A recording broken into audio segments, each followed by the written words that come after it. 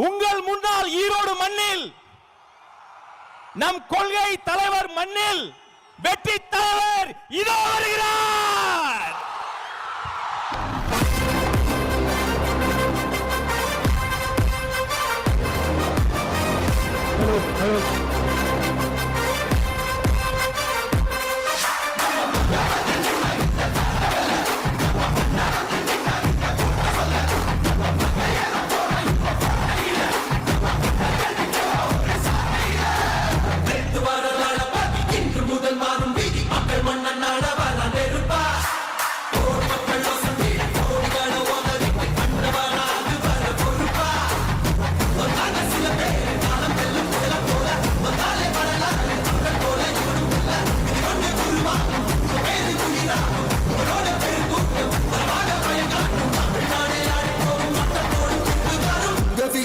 விஜய் உயிர் என்ன வரனா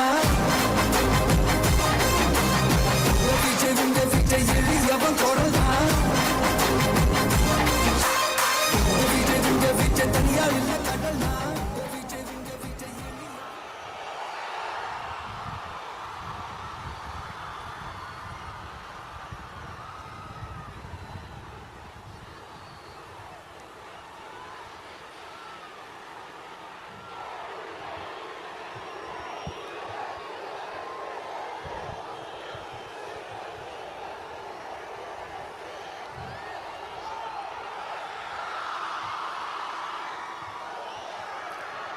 மஞ்சள்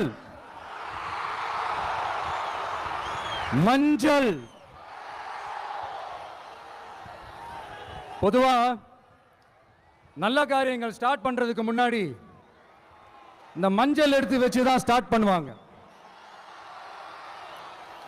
நம்ம வீட்டில் கூட நம்ம அம்மா அக்கா தங்கைகள் நமக்காக நாம நல்லா இருக்கணும்ன்றதுக்காக மஞ்சள் புடவை கட்டிக்கிட்டு தான் வேண்டிக்குவாங்க.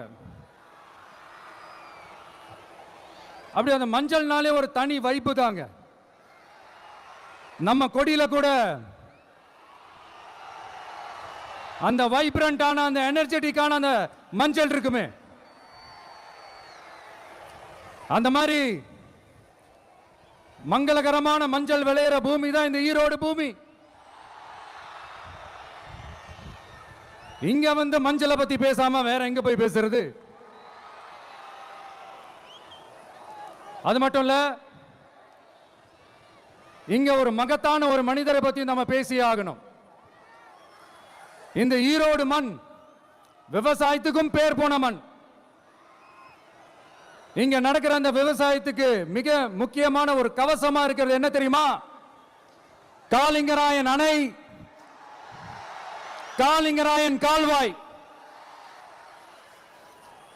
காளிங்கராயன் அணை கட்டினதுலையும் கால்வாய் வெட்டினதுலையும் உயிரான உணர்வு பூர்வமான நிறைய விஷயங்கள் இருக்குது. அப்படி அந்த ப்ராசஸ்ல அவர் அந்த அணை கட்டும் போதும் கால்வாய் வெட்டும் போதும் ரொம்ப சோர்வடைஞ்சிட்டாராம். அப்ப அவங்க அம்மா அதை பார்த்துட்டு சொன்னாங்களாம், மகனே காளிங்கா, தயிர் வித்த காசு தாழ்வாரம் வரைக்கும் இருக்குது, மோர் வித்த காசு முகட வரைக்கும் இருக்குது, அதை எடுத்துக்கிட்டு போய் அணைய கட்டியா கால்வாய வெட்டியான்னு சொல்லி தைரியம் கொடுத்தாங்களாம்.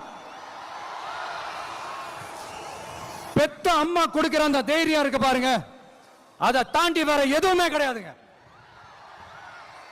ஒரு மனுஷனால எதையும் சாதிச்சு காட்ட முடியும். அப்படி ஒரு தைரியத்தை தான் இப்போ நீங்க என்னுடைய அம்மா அக்கா தங்கைகள் நண்பா நண்பிகள் தோழர்கள் எல்லாரும் எனக்கு கொடுத்திருக்கிறீங்க. அதே தைரியத்தை, அதே துணையா என் கூட நிக்கிறீங்க. இதை எப்படி நம்ம பிரிச்சு விடலாம்? இதை எப்படி நம்ம கெடுக்கலாம்? என்னெல்லாம் அவதூறுகள் நம்ம விஜய் மேல சொல்லி மக்களை நம்ப வைக்கலாம்? என்னெல்லாம் சூழ்ச்சிகள் நம்ம விஜய் மேல பண்ணி மக்களை நம்ப வைக்கலாம்? இப்படி சூழ்ச்சிகளை மட்டுமே நம்பி குழப்பம் நடத்துற சில சூழ்ச்சிக்கார கூட்டங்கள் இதை தொடர்ந்து செஞ்சுக்கிட்டு தான் இருக்கு. ஆனா அவங்களுக்கு தெரியாது, இது இன்னைக்கு நேத்து வந்த உறவு இல்ல. கிட்டத்தட்ட 30-33 வருஷத்துக்கு மேல இருக்கிற உறவு. ஏன் நான் சினிமாக்கு வந்தப்போ எனக்கு வயசு 10, அப்பல இருந்தே இந்த உறவு ஸ்டார்ட் ஆகி போயிட்டு இருக்குன்னு அவங்களுக்கு தெரியாம போச்சு. அதனால என்ன பண்ணாலும், நீங்க என்ன ட்ரை பண்ணாலும், எல்லாத்தையும் விட்டுட்டு மக்களுக்காக வந்திருக்கிற இந்த விஜய மக்கள் ஒரு நாளும் கைவிட மாட்டாங்க. மக்கள் கூடவே நிக்கிறாங்க, கூடவே நிப்பாங்கன்னு அவங்களுக்கு தெரியாம போச்சு. என்னப்பா நிப்பீங்கல்ல? உங்களை நம்பிதாப்பா வந்திருக்கிறேன். அதான் இந்த சத்தம் தாங்க வாழ்நாள் பூரா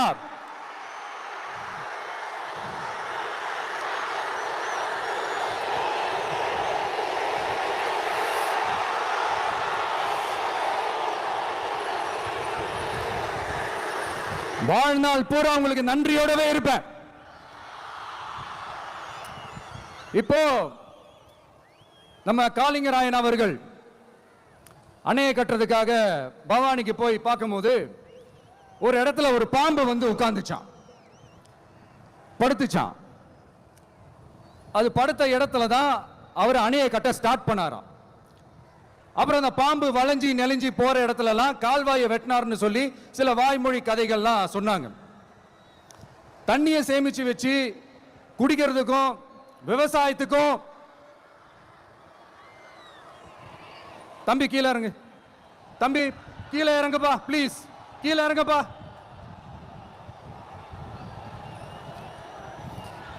ஓகே, தேங்க்யூ கீழே இறங்குங்க, கீழே இறங்குப்பா. நீ இறங்கினாதான் முத்தம் கொடுப்பேன்.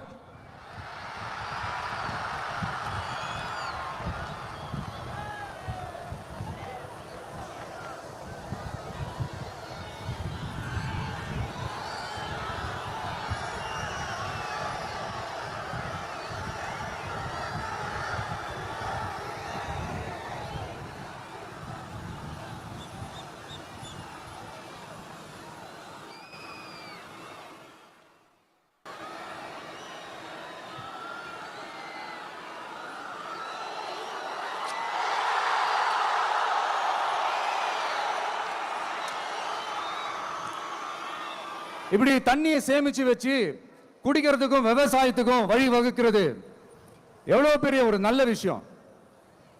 சோ இந்த மாதிரி நல்ல விஷயங்கள்லாம் செஞ்சிட்டு கதைகள் சொன்னா பரவாயில்ல, எதுவுமே செய்யாம கதைகளை மட்டும் அடிச்சு விடுறது எப்படி?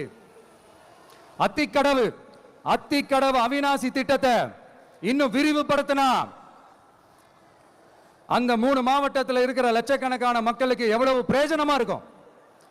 எத்தனையோ லட்சம் ஏக்கர் நிலங்கள்ல விவசாயம் நடத்தினா எவ்வளவு பிரயோஜனமா இருக்கும். ஏன் அதெல்லாம் பண்ண மாட்டேன்றீங்க? வள்ளுவர் கோட்டத்துக்கு காட்டுற அக்கறைய இங்க மக்கள் வாழ்வாதாரத்தில் கொஞ்சம் காட்டலாம்ல, ஏன் காட்ட மாட்டேன்றீங்க? இங்க என்ன கவர்மெண்ட் நடத்துறாங்களா இல்ல கண்காட்சி நடத்துறாங்களா? இந்த 21ஆம் நூற்றாண்டிலே மக்களை பத்தி எதுவுமே யோசிக்கிறது இல்ல. ஆனா அந்த காலத்திலேயே இது எல்லாத்தையும் பத்தி யோசிச்ச மக்களை பத்தி, குடிக்கிற தண்ணியை பத்தி, விவசாயத்தை பத்தி, அணை கட்டுறதை பத்தி, கால்வாய் வெட்டுறதை பத்தி, இதெல்லாம் எங்க இருந்து? பவானியிலிருந்து நொய்யலாறு வரைக்கும் கால்வாய் வெட்டி இது எல்லாத்தையும் பத்தி யோசிச்ச காளிங்கராயன் அவர்களுக்கு கோடி கும்பிடு போட்டாலும் பார்த்தாதுங்க. இப்படி அந்த காலத்துல இருந்த ஒரு ஹீரோவை பத்தி பேசிட்டு இந்த காலத்துல, அதாவது 1920th செஞ்சுரியில இருந்த ஒரு ஹீரோவையும் பத்தி நம்ம பேசி ஆகணும்ல. ஒருத்தர் இலகிய மனம் கொண்ட ஹீரோனா, இன்னொருத்தர் இரும்பு மாதிரி அயன் மேன் தான். எஸ், நம்ம ஈரோடு கடப்பாறை தான்.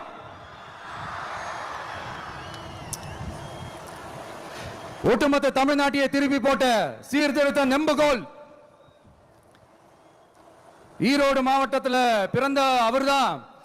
இந்தியாவுக்கே இடஒதுக்கீடு சம்பந்தமான அரசியல் சட்டத்தை திருத்தறதுக்காக போராட்டம் நடத்தினவர் யாரு? நம்ம தந்தை பெரியாரு. 100 வருஷத்துக்கு முன்னாடியே வகுப்பு வாரி பிரதிநிதித்துவம் வேணும்னு கேட்டவர்.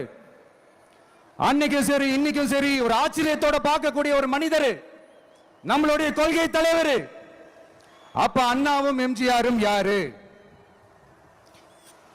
பெரியார் அவர்கள் கிட்ட இருந்து எங்களுக்கு தேவையான கொள்கைகளை எடுத்துக்கிட்டோம். அவரை ஃபாலோ பண்ற, அவரை வழிகாட்டி ஏத்துக்கிட்ட அண்ணா அவர்கள் கிட்ட இருந்தோம், எம்ஜிஆர் அவர்கள் கிட்ட இருந்தோம் தேர்தல் அணுகுமுறையை எடுத்துக்கிட்டோம். அண்ணாவும் எம்ஜிஆரும் தமிழ்நாட்டோட சொத்து. அவங்கள பயன்படுத்துறத பத்தி யாரும் இங்க கம்ப்ளைண்ட்லாம் பண்ண முடியாது. அண்ணா எங்களோடது, எம்ஜிஆர் என்னோட எங்களோடது, நீங்களா எடுத்துக்க கூடாது அப்படிலாம் யாரும் இங்க அழுதுட்டு இருக்க முடியாது, சொல்லிவிட்டேன். அதனால நாங்க ஒரு வழியில அரசியல் செஞ்சுக்கிட்டு போயிட்டு இருக்கிறோம். உங்களுக்கு தான் டிவிக்கே ஒரு பொருட்டே இல்லல, அப்புறம் ஏன் கதறீங்க? அப்புறம் ஆளாளுக்கு அங்க போயிட்டு இங்க போயிட்டு புலம்பி தள்ளிக்கிட்டு இருக்கிறீங்க. இது எப்படி இருக்கு தெரியுமா? எனக்கு பயம் இல்ல, எனக்கு பயம் இல்ல அப்படின்னு சத்தமா சவுண்ட் விட்டுக்கிட்டே சத்தமா பாட்டு பாடிக்கிட்டு இந்த நடுங்கிக்கிட்டே சின்ன பசங்க நடந்து போவாங்க, அந்த மாதிரி இருக்கு. முதல்ல மண்டையில இருக்கிற கொண்டே மறைங்க சார்.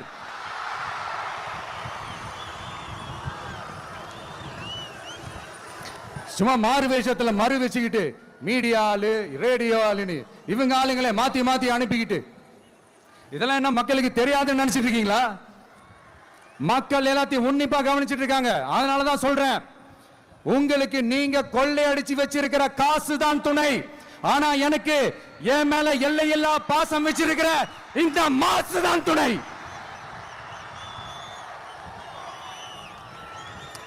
இப்படி நமக்கு துணையா இருக்கிற ஈரோடு மக்களுக்காக நான் இப்போ குரல் கொடுக்கலாம் வந்திருக்கிறேன். சரி, இப்ப விஷயத்துக்கு வருவோம்.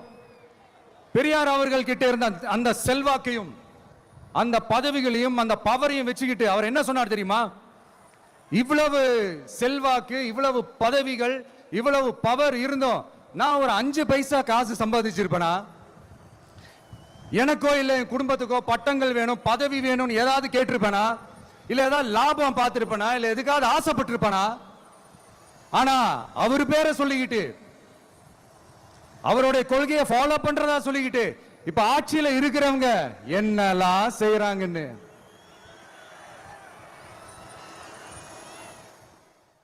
அதனாலதான் சொல்றோம், பெரியார் பேரை சொல்லிக்கிட்டு தயவு செஞ்சு கொள்ளையடிக்காதீங்கயா, தயவு செஞ்சு கொள்ளையடிக்காதீங்க. அவரு பேரை சொல்லிக்கிட்டு பெரியார் பேரை சொல்லி கொள்ளையடிக்கிற இவங்க தான் நம்மளுடைய அரசியல் எதிரி. மக்களை நீங்க சொல்லுங்க, நம்மளுடைய அரசியல் எதிரி யாரு?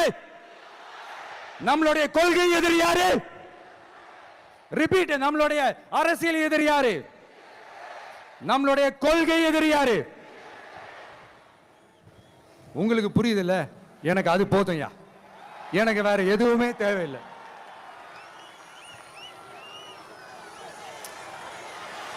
அதனாலதான்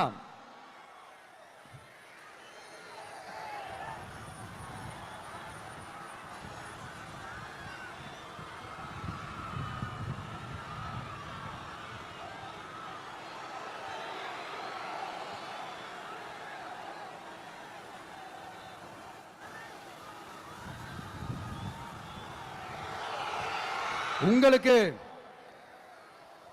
நம்மளை பத்தி, நம்ம அரசியலோட நீங்க எல்லாரும் என்னோட அரசியலோட கனெக்டடா இருக்கீங்கன்றது ரொம்ப தெளிவா தெரியுது. அதனால எனக்கு அது போதும். அதனாலதான் எதிரிகள் யாருன்னு சொல்லிட்டு களத்துக்கு வந்திருக்கிறோம். அதனால அவங்கள மட்டும் தான் எதிர்ப்போம். அதுவும் அந்த எதிரிகள் யாரு இப்போ இங்க 2026 சட்டமன்ற தேர்தலில் களத்தில் இருக்கிறாங்களோ அவங்கள மட்டும் தான் எதிர்ப்போம். சும்மா களத்திலே இல்லாதவங்களையும்,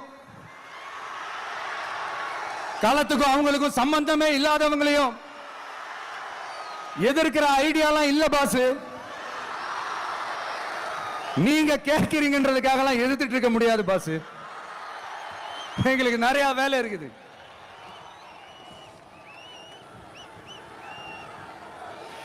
எத்தனை எத்தனை பொய்யான வாக்குறுதிகள். வந்த உடனே நீட்டை ரத்து செய்வோம், கல்வி கடனை ரத்து செய்வோம், கேஸ் சிலிண்டருக்கு மானியமா 100 ரூபாய் தருவோம், என்னெல்லாம் அடிச்சு விட்டுட்டு இன்னி வரைக்கும் கேட்கிறேன், இதெல்லாம் சொன்னாங்களே செஞ்சாங்களா? இவங்க எப்பவுமே இப்படிதான், சொல்றது ஒண்ணு செய்யறது ஒண்ணு. திமுகவும் பிரச்சனைகளும் ஃபெவிகால் போட்டு ஓட்டின ஃப்ரெண்ட்ஸ் மாதிரி ஒன்னில இருந்து ஒன்ன பிரிக்கவே முடியாது. இந்த இப்போ ஈரோடு பகுதியில் இருக்கிற பிரச்சனையை பத்தி பேசுவோம். பெரியார் பேரை மட்டும் சொல்லிக்கிட்டு எப்படி அவரோட கொள்கைகளுக்கு எதிராக செயல்படுறாங்களோ அப்படிதான் இந்த மஞ்சள் நகரத்தோட மஞ்சளுக்கும் ஒண்ணும் பண்ணல, மஞ்சள் விவசாயிகளுக்கும் ஒண்ணும் பண்ணல.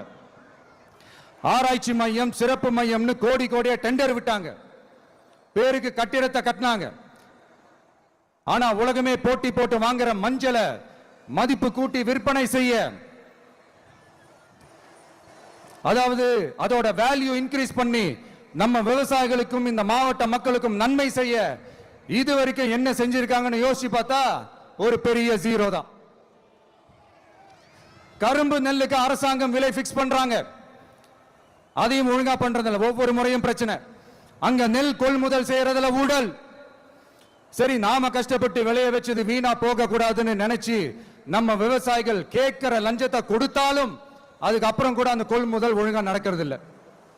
அதையும் தாண்டி ஏதோ ஒரு விலை விவசாயிகளுக்கு கிடைக்குது, அப்படிலாம் இல்லாம ஒழுங்கா நேர்மையா நம்ம மஞ்சளுக்கும் நியாயமான விலை பிக்ஸ் பண்ணி தரமான விதைகளை கொடுத்தா என்ன குறைஞ்சா போயிடுவாங்க? இதெல்லாம் யோசிக்கிறதுக்கு அவங்களுக்கு நேரமே இல்லை. 24/7 அவங்களுடைய யோசனை என்ன தெரியுமா? இந்த விஜயை எப்படி முடக்கலாம், தமிழக வெற்றி கழகத்தை எப்படியெல்லாம் முடக்கலாம், அப்படிதான் அவங்களுடைய சிந்தனையே 24/7. எத்தனையோ வருஷத்துக்கு முன்னாடி நம்ம காளிங்கராயர் நதிகளின் இணைப்புக்கு முன்னோடியா இருந்தார். பவானி ஆத்துல வர அதிகமான தண்ணீர் அணை கட்டி தேக்கி தண்ணீர் வறட்சியான பகுதிகளுக்கு அனுப்பினார். ஆனா இன்னைக்கு இவ்வளவு நவீன வசதிகள் இருந்தோம், இவ்வளவு சயின்ஸ் வளர்ச்சிகள் இருந்தோம், இவ்வளவு டெக்னாலஜி வளர்ச்சிகள் இருந்தோம், அவங்க வாக்குறுதியில் ஒண்ணு கொடுத்தாங்கல்ல, பவானி நொய்யலாறு அமராவதி 6 இணைப்பு திட்டத்துக்கு ஒரு துரும்ப கூட கிள்ளி போடல. வாக்குறுதி நம்பர் 103 சொன்னாங்களே, செஞ்சாங்களா? சரி, இதாவது ஒரு பெரிய ப்ராஜெக்ட் வைங்க. ஆறுகளை சுத்தப்படுத்த பல ஆயிரம் கோடி நிதி ஒதுக்குவோம், தமிழ்நாட்டில் உள்ள ஆறுகளை சுத்தப்படுத்துவோம்னு சொன்னாங்களே, செஞ்சாங்களா? ஆனா ஆத்து மணலை கொள்ளையடிக்கிறதுல மட்டும் வேலையை கரெக்டா செய்வாங்க. இதை நான் ஏன் திரும்ப திரும்ப சொல்றேன்னா, மக்களே நீங்க புரிஞ்சுக்கணும். கொஞ்சம் மசந்தா மற்ற மாவட்டங்கள்ல மணல் காணாம போன மாதிரி, மலைகள் காணாம போன மாதிரி, நம்ம மாவட்டத்தில் தனி வளத்தை கொடுத்த செம்மண்ணும் காணாம போறதுக்கு வாய்ப்பு இருக்கு மக்களே. நம்ம மண்ணுக்கும் நம்ம ஆத்துக்கும் நம்ம விவசாயிக்கும் தான் இந்த மோசமான நிலைமை. அதனால ஏதாவது தொழில் செஞ்சு பிழைக்கலாம்னு பார்த்தா அதுக்கும் எங்க விடுறாங்க? தொழில்னு பார்த்தா 30% நெசவாளர்களுக்கு கூலி பாக்கி. அரசாங்கம் நம்ம நெசவாளர்கள் கிட்ட இருந்து கொள்முதல் செய்த வேட்டி சேலைக்கான கூலியை கூட போராடித்தான் வாங்க வேண்டியதா இருக்குது. அது சலுகையோ உதவியோ நலத்திட்டமோ கிடைக்காது. நம்ம உழைப்புக்கான ஊதியம், நம்மளோட உரிமை, அதுக்கே போராட வேண்டிய நிலையில தான் இந்த அரசாங்கம் நம்மளை வச்சிருக்கு. நல்லா பார்த்துக்கங்க மக்களே, உரிமைக்கு குரல் கொடுத்தவங்க தான் இவங்க. சிறு குறு தொழில்கள் பீக் ஹவர்ஸ் சார்ஜ்னு கரண்ட்டுக்கு அநியாய விலை வச்சு அதையும் செய்ய விடாம நம்மளை முடக்கிடுறாங்க. அந்த பீக் ஹவர்ஸ் சார்ஜ் கொள்ளையால எத்தனை வருஷமா எவ்வளவு பேர் பாதிக்கப்படுறோம், எவ்வளவு தொழில்கள் பாதிக்கப்படுது. நாமளும் கத்துறோம், போராடுறோம், கோரிக்கை வைக்கிறோம். எதையாவது இவங்க கண்டுக்கிறாங்களா? கொஞ்சம் யோசிங்க. ஏன் கண்டுக்க மாட்டேன்றாங்கன்னு கொஞ்சம் யோசிங்க. அப்பதாங்க பிரைவேட்ல அதிக விலைக்கு கரண்ட் வாங்க முடியும், அதுக்கு டெண்டர் விட முடியும். அப்படி டெண்டர் விட்ட மேட்டர்ல எல்லாம் என்ன நடக்கும்னு உங்களுக்கும் தெரியும், எனக்கும் தெரியும், நம்ம எல்லாருக்குமே தெரியும். இந்த மாதிரி ஈரோடுல மட்டும் இல்ல, எந்த மாவட்டத்துக்கு போனாலும் பிரச்சனைகள் மேல பிரச்சனைகள் தான். அதையெல்லாம் தீக்கிறதுக்கு ஒரு சொல்யூஷன் கூட சொல்லாம இதுல வேற பெருமையா மாடல் அரசுங்கிறது இல்ல. நான் கேட்கிறேன், கூச்சமா இல்ல?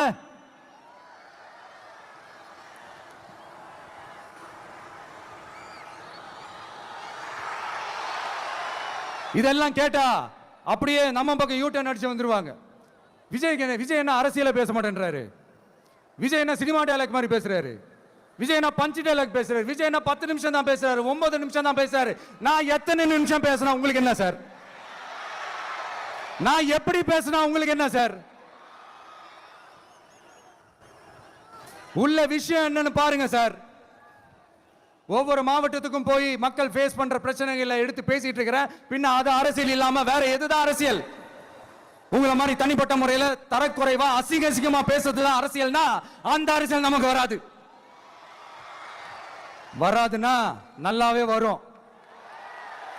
உங்களை விட எனக்கு அது நல்லாவே வரும். வேணான்னு விட்டு வச்சிருக்கிறோம். அப்புறம் உங்களுக்கு நமக்கு என்ன வித்தியாசம்? காஞ்சிபுரத்தில் நாம பேசும்போது இந்த மாதிரி உங்களால் அமைக்கப்பட போற ஆட்சியில நம்ம ஆட்சிக்கு வந்த உடனே என்னெல்லாம் செய்ய போறோம்ன்றது சிலது சொன்னோம். அதையெல்லாம் தப்பா புரிஞ்சுக்கிட்டு இப்போ சொல்றேன், விளக்கமா சொல்றேன், நான் சலுகைகளுக்கு எதிரானவன் கிடையாது. மக்களுக்கான சலுகைகளை இலவசம்னு சொல்லி அசிங்கப்படுத்துறதுல எனக்கு உடன்பாடு கிடையாது. மக்கள் காசுல மக்களுக்கு செய்யறதை எப்படி இலவசம்னு சொல்லுவீங்க? அப்படியே செஞ்சிட்டாலும் ஓசில போறேன்னு சொல்லி அசிங்கப்படுத்துறீங்க. என்ன கேட்கறதுக்கு ஆள் இல்லைன்னு நினைச்சீங்களா? மக்களுக்கு ஒண்ணுன்னா இந்த விஜய் வந்து நிப்பா, இந்த விஜய் வந்து கேள்வி கேட்பா. இந்த விஜய் எப்பவுமே மக்கள் பக்கம் தான். அதே மாதிரி மக்களும் என் பக்கம் தான். என் மக்கள் மானத்தோட மரியாதையோட கௌரவத்தோட வாழணும். என் மக்கள் யாருக்கும் கீழே கிடையாது. அப்படி அவங்க கௌரவத்தோட வாழணும்னா அவங்களுக்கான வாழ்க்கை தரம் உயரணும். வாழ்க்கை தரம் உயரணும்னா அவங்களோட வாழ்வாதாரம் உயரணும். வாழ்வாதாரம் உயர்ந்தாதான் பொருளாதாரம் உயரும். பொருளாதாரம் உயர்ந்தாதான் வசதி வாய்ப்புகள் உயரும். இதெல்லாம் உயர்ந்தாலே ஆட்டோமேட்டிக்கா அவங்களோட வாழ்க்கை தரம், அவங்களுக்கான மரியாதை, அவங்களுக்கான கௌரவம் எல்லாமே உயரும். இதுக்கான வழிகள், அந்த சூழல்களை அந்த கவர்மெண்ட் அமைச்சு கொடுக்கணும். இதுக்கான அந்த திட்டங்களை செயல்படுத்தணும். இதெல்லாம் செஞ்சாதான் அந்த அரசாங்கம் ஒரு நல்ல அரசாங்கம். இதைத்தான் சொன்னோம்.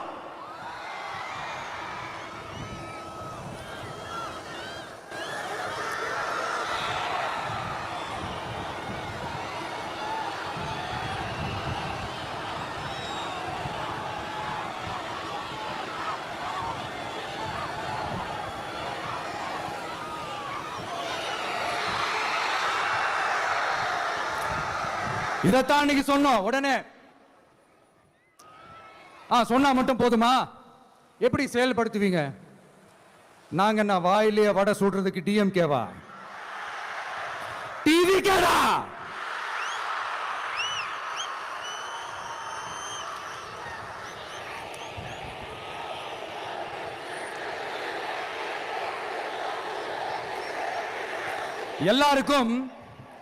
எல்லாருக்கும் நிரந்தரமான ஒரு வீடு இருக்கணும்னு சொன்னோம். உடனே எங்க ஆட்சியிலே நாங்க எல்லாரும் வீடு கட்டி கொடுத்துட்டோமே அப்படிங்கிறது இல்ல. நான் கேட்கிறேன், இங்க உங்களை தான் கேட்கிறேன், இங்க வாடகைக்கு இருக்கிறவங்களே இங்க யாரும் இல்லையா? எல்லாருக்கும் சொந்தமா வீடு கட்டி கொடுத்துட்டாங்களா? அடுத்து வீட்டில் இருக்கிற ஒவ்வொருத்தரும் மினிமம் டிகிரி படிச்சிருக்கணும் அப்படின்னு சொன்னோம். உடனே எங்க ஆட்சியிலே எல்லாரும் டிகிரி படிச்சு முடிச்சிட்டாங்களே அப்படிங்கிற மாதிரி சொல்றது அது உண்மைனா? ஸ்கூல் லெவல்லையே டிராப் அவுட்ஸ் அதிகமானது யாரோட ஆட்சியிலங்க? பசங்க பிள்ளைங்க யாரும் ஸ்கூல்ல சேரலன்னு சொல்லிட்டு எனக்கு தெரிஞ்சு 207 கவர்மெண்ட் ஸ்கூல்ஸ் மூடினது யாரோட ஆட்சியிலங்க? இதுல கல்வியில் சிறந்த தமிழ்நாடுன்னு டிராமா வேற. அடுத்து குடும்பத்துல ஒருத்தருக்கு நிரந்தரமான வருமானம் வரணும், வேலை வாய்ப்பு கிடைக்கணும் அப்படின்னா நாங்க கொடுக்காத வருமானமா, நாங்க கொடுக்காத வேலையா அப்படிங்கிறது. எத்தனையோ லட்சம் காலி பணியிடங்கள் நிரப்புவோம்னு வாக்குறுதி கொடுத்துட்டு ஆட்சிக்கு வந்தீங்கல்ல, எத்தனை லட்சம் காலி பணியிடங்களை நிரப்புனீங்க? அட்லீஸ்ட் 1 லட்சம் காலி பணியிடங்களாவது நிரப்புனீங்களா? இதெல்லாம் சொல்லிட்டு மக்களை ஏமாத்துறது யாரோட ஆட்சியிலங்க? அடுத்து ரொம்ப முக்கியமா, பெண்களுக்கு பாதுகாப்பு இல்ல, சட்டம் ஒழுங்கு சரியா இல்லைன்னு சொன்னா தமிழ்நாட்டில் பெண்கள் பாதுகாப்பு தான் அதிகமா இருக்குதான். நீங்க சொல்லுங்க மக்களே, பெண்கள் பாதுகாப்பு இருக்கு, சட்டம் ஒழுங்கு சரியா இருக்கு? அவங்க சொல்றது உண்மையா? அவங்க சொல்றதை நீங்க ஏத்துக்கிறீங்களா? சத்தமா கேக்குதா சார்? இதுதான் ரியாலிட்டி, இதுதான் நிஜம். நம்மளுடைய ஆட்சியில சட்டம் ஒழுங்குல சமரசமே இருக்காது. அதனாலதான் இவ்வளவு ஸ்ட்ராங்கா சொல்றோம், தைரியமா இருங்க மக்களே.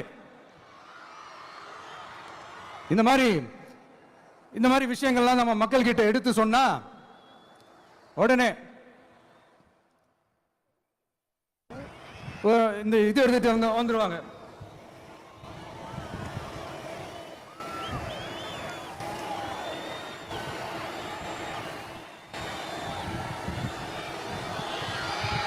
இந்த மாதிரி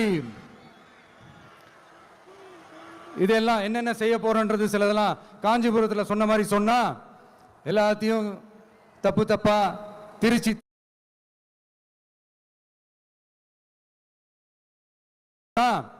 எல்லாத்தையும் தப்பு தப்பா திருச்சி திருச்சி பேசிக்கிட்டு அவதூறு பரப்பிக்கிட்டு நான் கூட யோசிப்பேன், எம்ஜிஆர் அவர்களும் மேடம் ஜெயலலிதா மேடம் அவங்களும் ஒரே வார்த்தையில சொல்லி இந்த திமுகவை காலி பண்ணாங்கல்ல.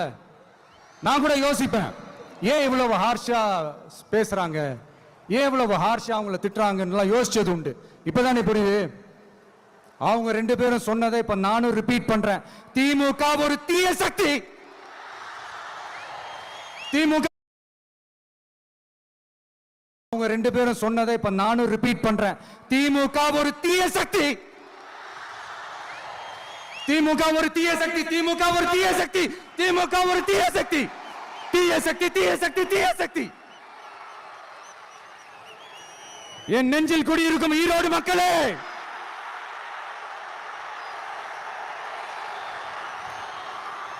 டிவிகே ஒரு தூய சக்தி. எப்படி? டிவிகே ஒரு தூய சக்தி. தூய சக்தி டிவிகேவுக்கும் தீய சக்தி டிஎம்கேவுக்கும் தான் போட்டியே. என்ன முடக்கலாம்னு நினைக்கிறீங்க, ஆனா இந்த சத்தத்தை ஒரு நாள் உங்களால முடக்க முடியாது. மக்கள் விரோத திமுக அரசை வீழ்த்த மக்கள் சக்தியான நம்மளால மட்டும்தான் முடியும். அண்ணன் செங்கோட்டையன் அண்ணன் அவர்கள்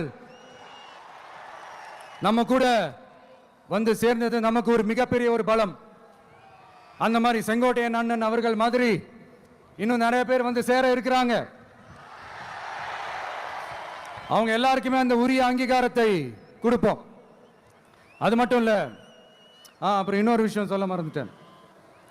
இப்ப ரீசெண்டா ஒரு இடத்துல நம்ம சிஎம் சார் அவர்கள் பேசும்போது சொன்னாங்க, என் கேரக்டரையே புரிஞ்சுக்க மாட்டேங்கிறேன்.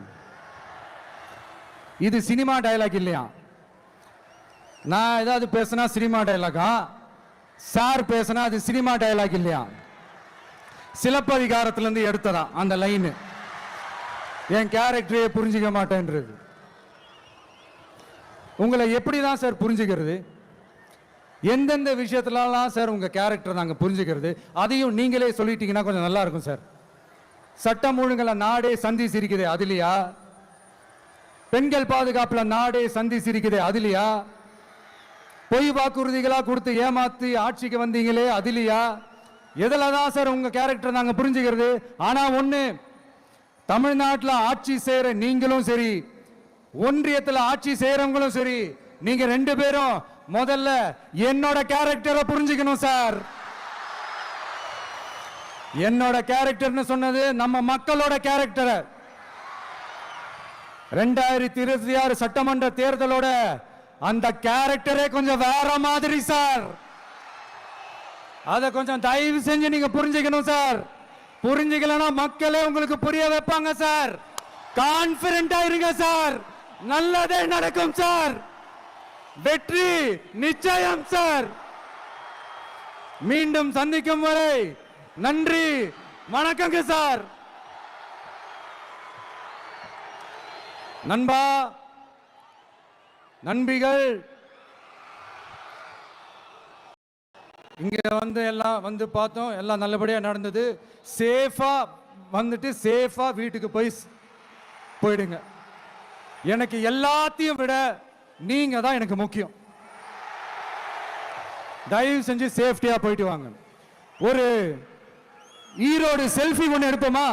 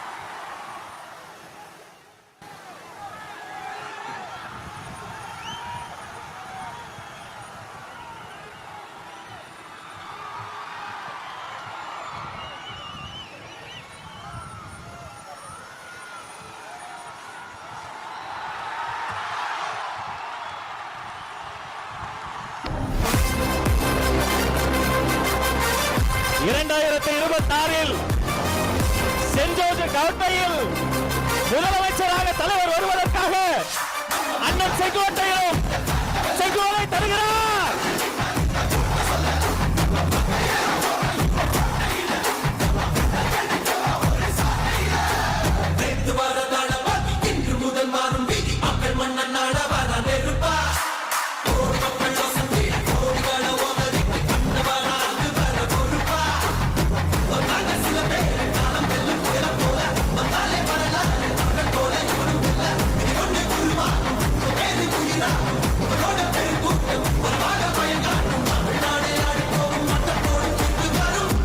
உங்க விஜய் உயிர் என்ன வரனா விஜய் உங்க விஜய் எளியவன் குரல்னா விஜய் உங்க விஜய் தனியார் இல்ல கடல்னா விஜய் உங்க விஜய் எளியவன் குரல்னா விஜய் உங்க விஜய் தனியார் இல்ல கடல்னா மக்கள் தானே மன்னர்களை உனக்கு கட்ட வரனா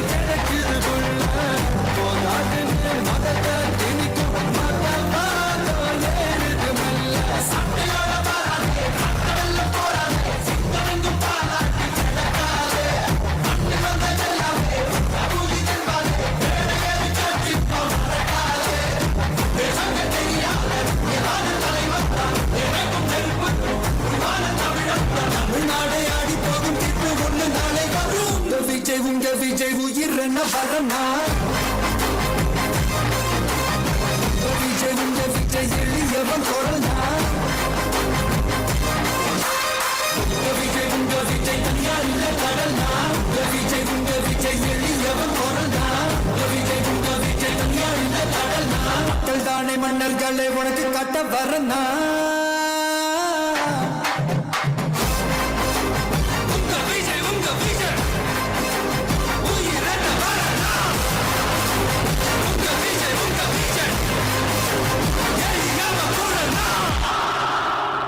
உங்க விஜய் நான் வரேன்.